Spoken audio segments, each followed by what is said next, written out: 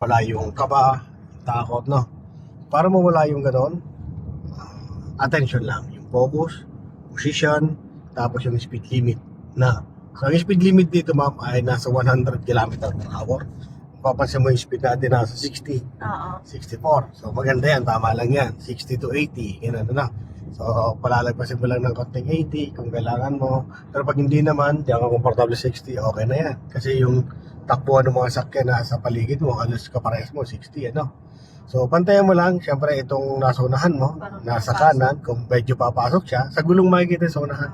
Labas ang gulong yan sa unahan eh, ramdam mo na dikit na sa guhit, papasok na.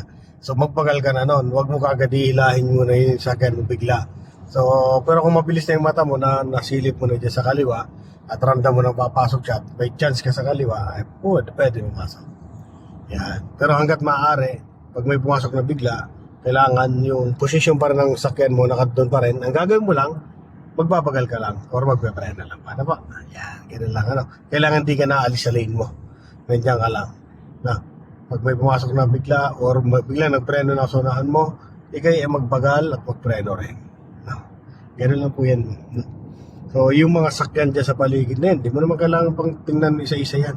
Ang kailangan mo lang tingnan, nasa unahan mo, itong sa kaliwa at kanan, tapos kung mag-change sa lane, sa likod, gano'n. Yan, gano'n ano. So, yan lang. So, ito. Tingnan mo papasok, ito rin. Kung papasok, no. Yan lang. Pag hindi na papasok, diretso ka lang. Yan o. Isang sulyap lang, pati ma'am. Sulyap dito, isa lang. Sulyap dito, isa lang. Tapos nararamdaman, may katabi ka dito. Truck na malaki. So, relax mo lang. Ano. Hindi naman siya papasok basta dito eh. Kasi mapapansin mo, nasa unahan ka niya.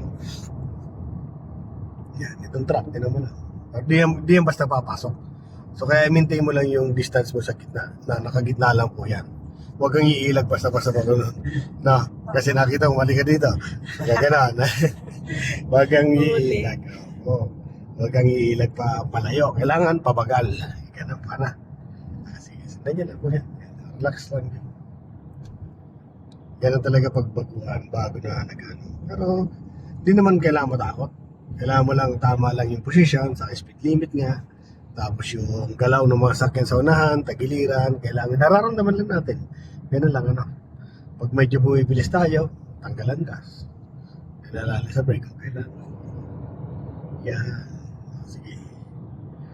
Sige, diretso ka lang. Bayaan mo lang tong katagumpay. Malaki nito. Pero huwag kang iilag. Diyan ka lang. Hindi naman siya dito papasok. No.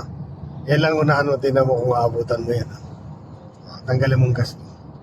No? Kasi kung mararamdaman, nung inapakan yung gas mo, lumalapit sa kanya.